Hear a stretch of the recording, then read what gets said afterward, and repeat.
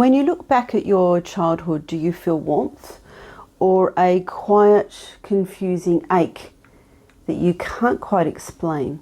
For a long time, you might not have had the words for it.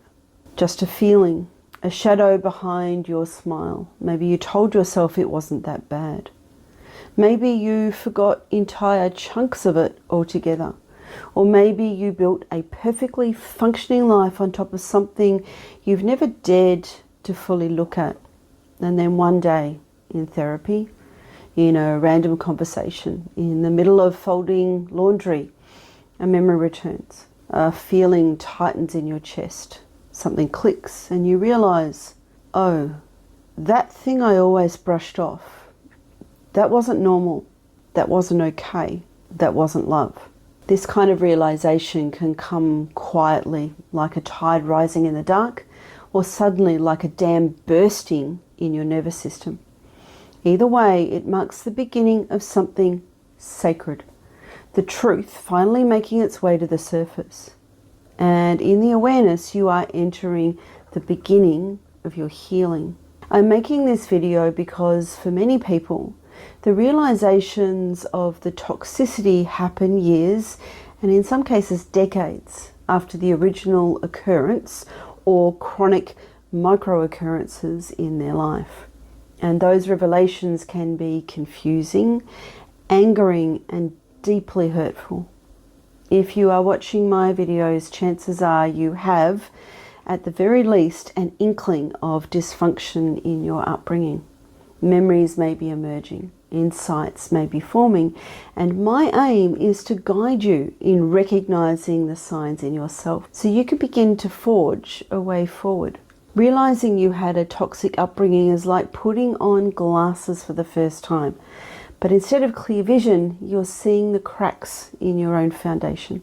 It's a moment of profound self-discovery, but also like suddenly realizing you've been wearing someone else's clothes your whole life. They never quite fit, but you convinced yourself the discomfort was normal.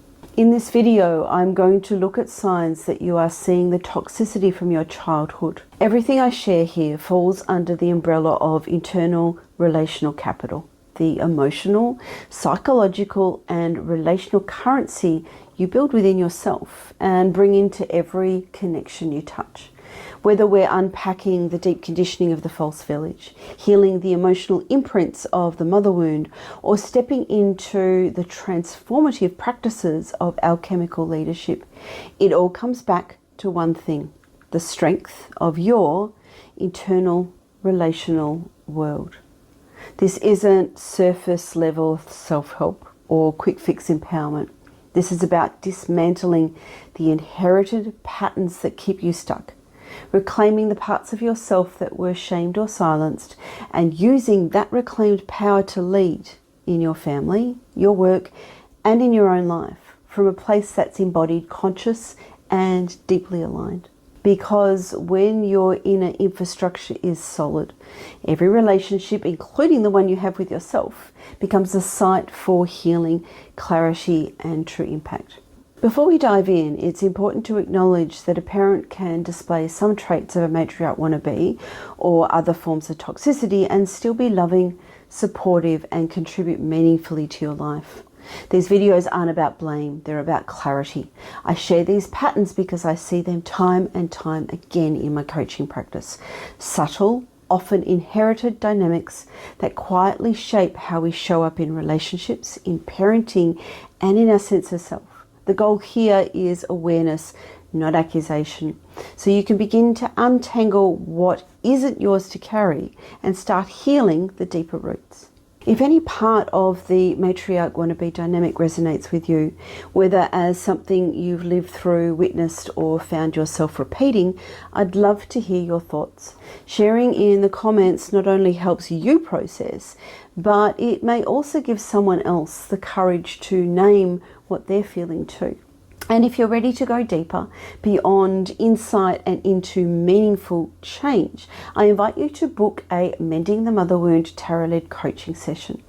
This isn't just a tarot reading, it's a guided process that uses the symbolism of the tarot to gently illuminate the unconscious patterns at play in your life, while drawing on coaching tools to help you reclaim your power, strengthen your boundaries, and reconnect with the parts of you that have long gone unheard.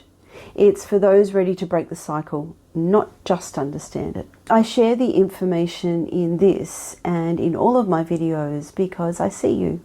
I see the parts of you that's breaking cycles while still carrying the weight of them.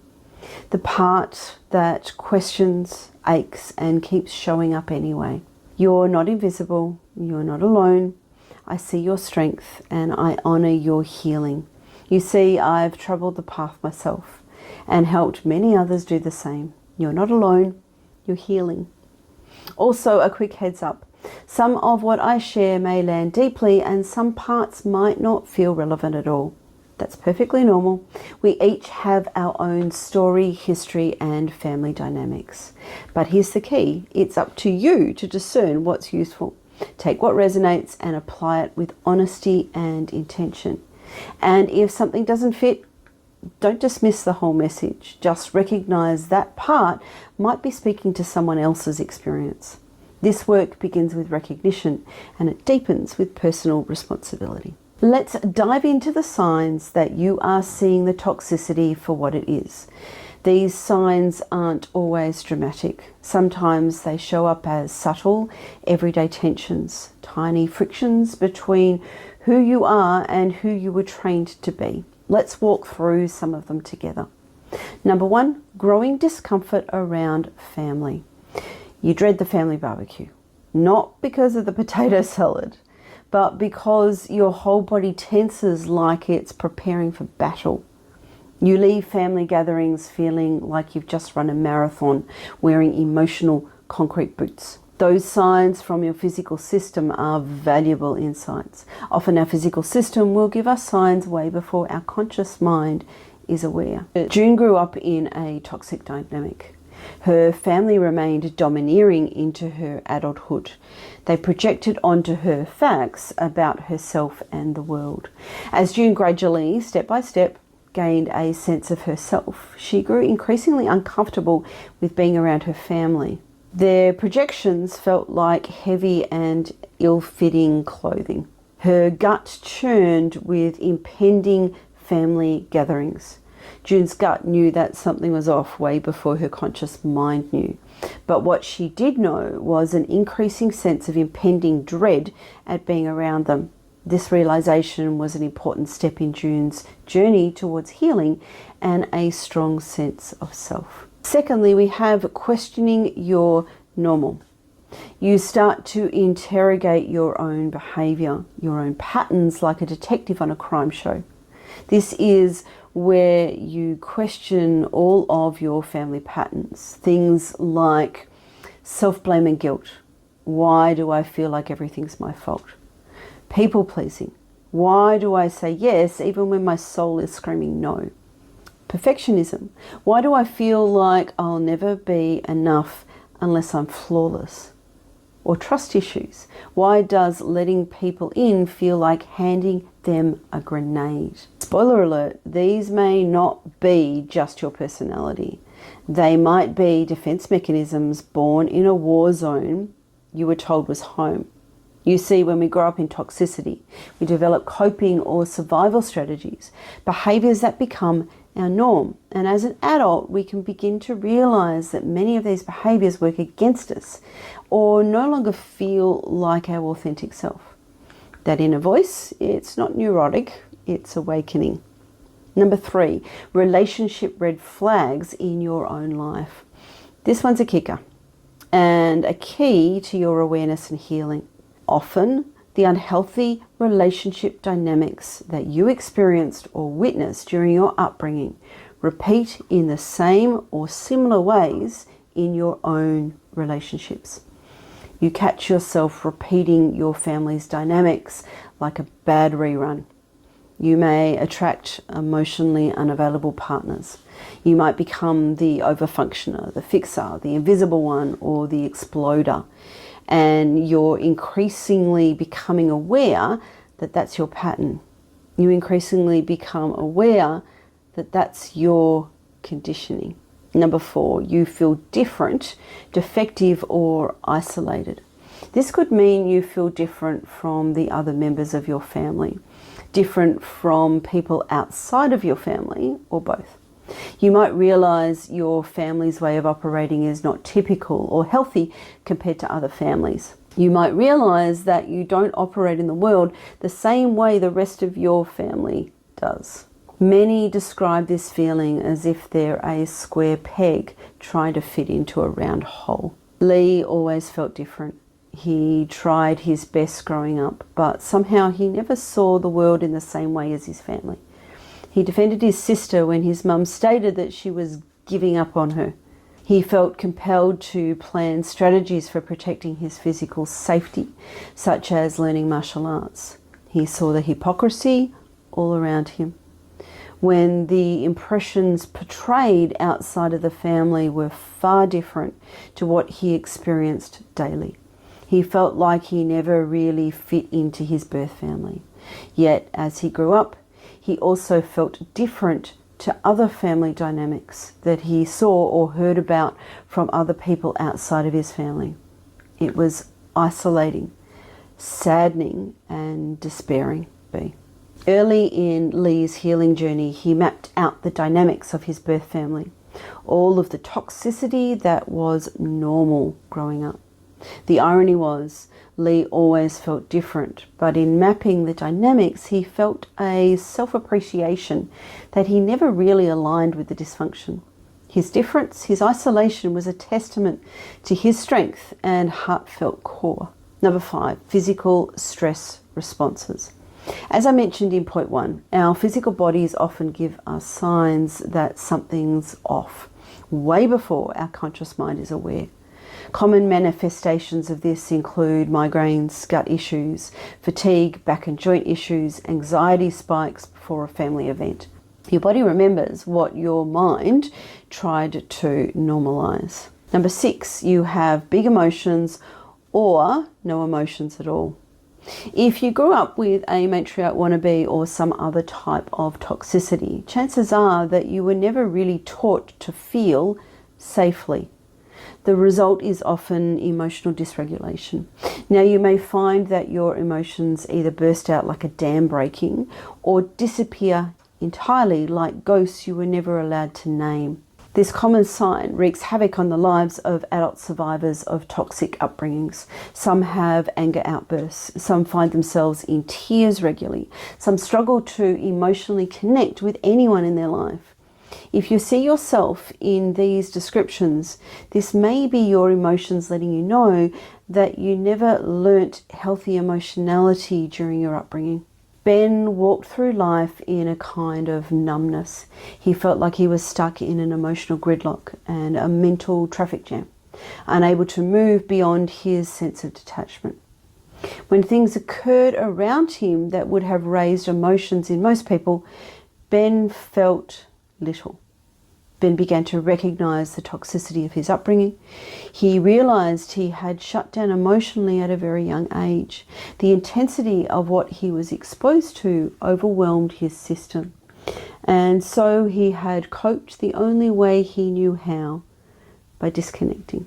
Number 7, heightened sensitivity to criticism or conflict.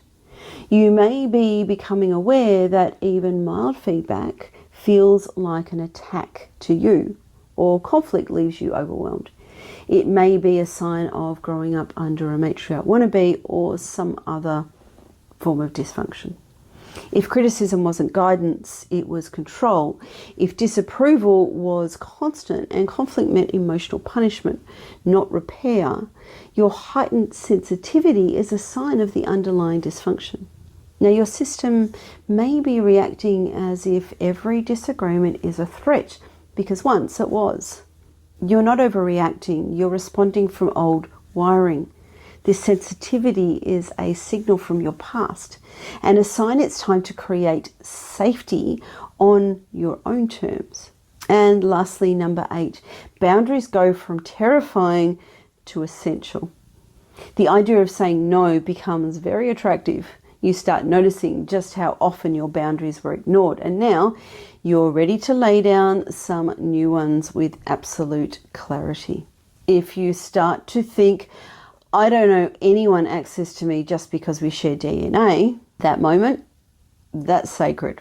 That may be a sign that you are awakening to the toxicity. Now that you are aware of the common signs that you are seeing the toxicity for what it is, let's walk through a powerful exercise you can begin today to support your healing and integration. Becoming aware of the toxicity you grew up with and truly feeling the emotional weight of its impact is no small thing. It can stir up intense responses in your nervous system, often pulling you into fight, flight, or freeze. These survival patterns aren't flaws. They're hardwired human responses. But when you're navigating deep realizations and trying to manage your own emotional overwhelm, your system can get stuck in overdrive. That's where this simple somatic exercise comes in. It's designed to help regulate your nervous system and gently support emotional processing during this intense stage of your healing journey. So the exercise is bilateral repetitive movement. What you'll need, at least one uninterrupted hour. A safe, quiet space to walk or swim. Your instructions: number 1, choose your activity, either walking or swimming, whichever feels the most natural for you. Number 2, go solo and stay unplugged. Avoid conversation, music, or podcast. Let this time just be for you. Number 3, find your rhythm. Keep a relaxed, steady pace. This isn't about fitness, it's about calm, repetitive movement. Number 4, let your mind wander. Don't force thoughts, simply observe what arises. Number 5, repeat regularly. Aim for daily if possible, or at least twice a week while you're in this emotionally charged period. The bilateral, rhythmic nature of walking or swimming engages both sides of your body in a calm, steady flow. It can help your brain process and integrate complex emotional material. It creates a gentle internal rhythm that can help alchemize emotional chaos into clarity. But remember, healing isn't passive. Don't just watch this video, do the exercise. Every step, every stroke is a vote for and a step towards your own healing. In essence, here's what I want you to remember. Realizing your upbringing was toxic isn't the end. It's the beginning. It's not the breakdown, it's the breakthrough. If this video resonated, know this: you are not alone, you are not crazy, and you are definitely not too late to become who you were always meant to be. Comment the call to heal below to affirm your choice not to be stuck in the toxic patterns of your past. And if you need help picking up those pieces, you can book a Mending the Mother Wound Tarot-led coaching session using the link below. We'll walk the truth together, gently and powerfully. And if this video lit up something inside you, it'll probably help someone else too. Share it, send it, whisper it to a friend in a coffee shop. Let's spread truth like dandelions on the wind. Post it. Break the silence that's keeping too many of us suffering quietly. Because once you name the wound, you can start healing it. Also, remember to like and subscribe so you don't miss out on future videos. And I would recommend watching this video next to further explore the true version of you versus the version of you that was imposed on you. I'll see you in the next one.